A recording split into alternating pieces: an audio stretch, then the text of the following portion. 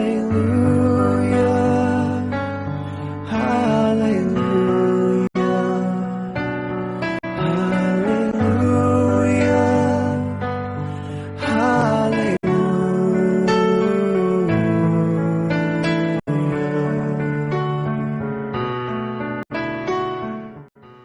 reading from the book of Genesis, chapter 31. Now Jacob heard that the sons of Laban were saying, Jacob has taken all that was our father's. He has gained all his wealth from what belonged to our father. And Jacob saw that Laban did not regard him as favorably as he did before. Then the Lord said to Jacob, Return to the land of your ancestors and your kindred, and I will be with you. So Jacob sent and called Rachel and Leah into the field where his flock was, and said to them, I see that your father does not regard me as favorably as he did before, but the God of my father has been with me. You know that I have served your father with all my strength. Yet your father has cheated me and changed my wages 10 times, but God did not permit him to harm me. If he said, The speckle shall be your wages, then all the flock bore speckled. And if he said, The stripe shall be your wages, then all the flock bore striped. Thus God has taken away the livestock of your family and given them to me. During the mating of the flock, I once had a dream in which I looked up and saw that the male goats that lived upon the flock were striped, speckled, and mottled. Then the angel of God said to me in the dream, Jacob. And he said, Look up and see that all the goats that leap on the flock are striped, speckled, and mottled. For I have seen all that Laban is doing to you. I am the God of Bethel, where you have anointed a pillar and made a vow to me. Now leave this land at once, and return to the land of your birth. Then Rachel and Leah answered him, Is there any portion or inheritance left to us in our father's house? Are we not regarded by him as foreigners? For he has sold us, and he has been using up the money given for us. All the property that God has taken away from our father belongs to us and to our children. Now then, do whatever God has said to you. So Jacob arose and set his children and his wives on camels, and he drove away all his livestock, all the property that he had gained, the livestock in his possession that he had acquired in Padan Aram, to go to his father Isaac in the land of Canaan. Now Laban had gone to shear his sheep, and Rachel stole her father's household gods. And Jacob deceived Laban the Aramean, in that he did not tell him that he intended to flee. So he fled with all that he had. Starting out, he crossed the Euphrates, and set his face toward the hill country of Gilead. On the third day, Laban was told that Jacob had fled. So he took his kinsfolk with him, and pursued him for 7 days, until he caught up with him in the hill country of Gilead. But God came to Laban the Aramean in a dream by night, and said to him, Take heed that you say not a word to Jacob, either good or bad. Laban overtook Jacob. Now Jacob had pitched his tent in the hill country, and Laban with his kinsfolk camped in the hill country of Gilead. Laban said to Jacob, What have you done?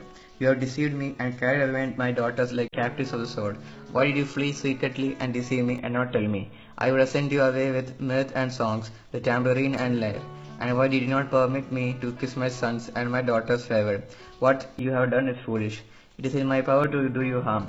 But the God of your father spoke to me last night, saying, Take heed that you speak to Jacob neither good or bad.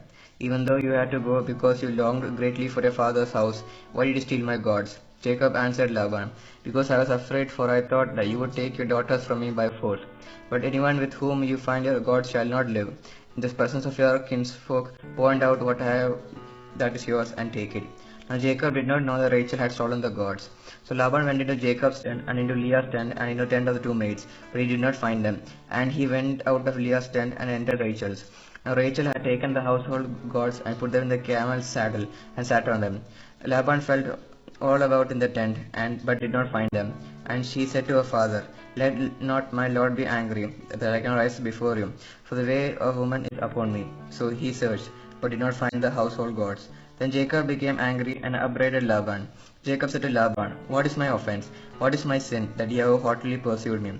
Although you have felt about through all my goods, what have you found of all your household goods? Set it here before my kinsfolk and your kinsfolk, so that they may decide between us two. These 20 years I have been with you. Your ewes and your female goats have not miscarried, and I have not eaten the rams of your flocks. That which was torn by wild beasts I did not bring to you. I bore the loss of it myself. Of my hand you required it, whether stolen by day or stolen by night. It was like this with me. By day the heat consumed me, and the cold by night, and my sleep fled from my eyes. These 20 years I have been in your house.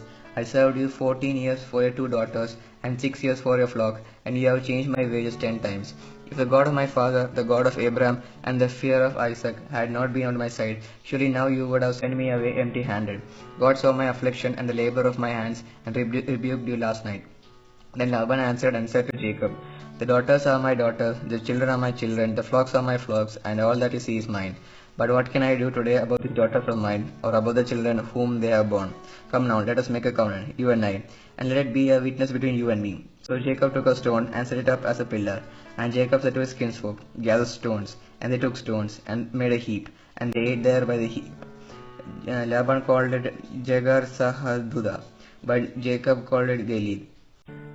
Laban said, this heap is a witness between you and me today. Therefore he called it Gilead, and the pillar Mizpah. For he said, the Lord watch between you and me, when we are absent one from another. If you ill-treat my daughters, or if you take wives in addition to my daughters, though no one else is with us, remember that God is witness between you and me. Then Laban said to Jacob, see this heap and see the pillar, which I have set between you and me. This heap is a witness, and the pillar is a witness, that I will not pass beyond this heap to you, and you will not pass beyond this heap and this pillar to me for harm. May the God of Abraham, the God of Nahor, the God of their father, judge between us. So Jacob swore by the fear of his father Isaac, and Jacob offered a sacrifice on the height, and called his kinsfolk to eat bread, and they ate bread, and tarried all night in the hill country. Early in the morning Laban rose up and kissed his grandchildren and his daughters and blessed them. Then he departed and returned home.